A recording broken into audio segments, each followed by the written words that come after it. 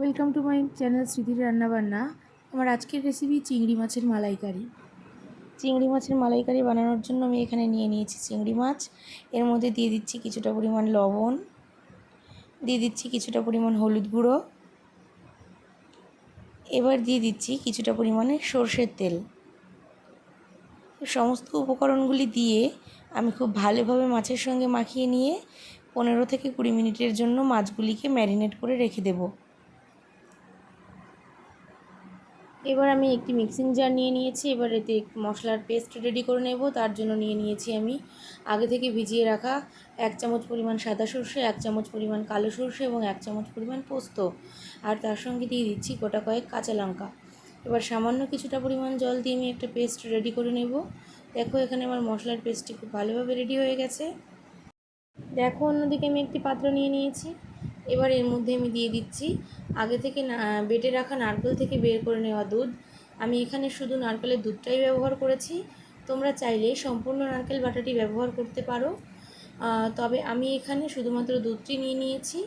আর এর মধ্যে আমি এবার দিয়ে দিচ্ছি একে একে আগে থেকে মিক্সিং জারে রেডি করে রাখা সর্ষে, পোস্ত এবং কাঁচা লঙ্কার মিশ্রণটি। আমি এখানে সমস্ত মিশ্রণটি দিয়ে খুব ভালো করে মিশিয়ে নেব। এরপর আমি এর মধ্যে অ্যাড করে নেব আগে থেকে সামান্য লবণ এবং চিনি দিয়ে ফেটিয়ে রাখা টক দই। আমি এখানে 3 টেবিল স্পুন টক দই ইউজ করছি। এবার আমি এর মধ্যে একে একে দিয়ে দেবো কিছুটা পরিমাণ হলুদ গুঁড়ো, দিয়ে দেবো কিছুটা পরিমাণ চিনি। যেহেতু মালাইকারি খেতে একটু মিষ্টি মিষ্টি হয়, তাই চিনিটা দেওয়া অবশ্যই প্রয়োজন। এরপর দিয়ে দিলাম কিছুটা পরিমাণ লবণ।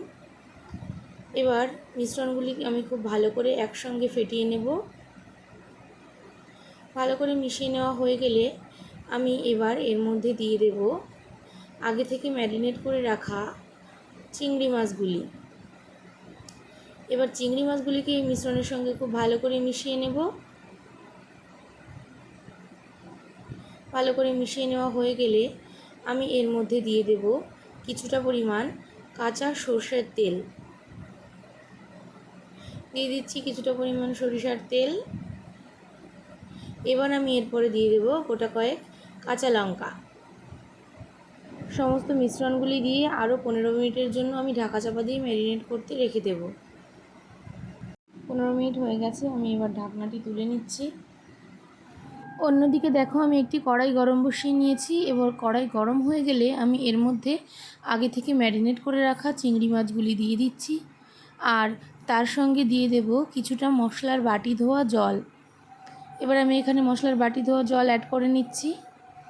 তারপর একটু নাড়াচাড়া করে নিয়ে আমি 15 মিনিটের জন্য ঢাকা চাপা দিয়ে আবার খুব ভালো করে রান্না করে নেব।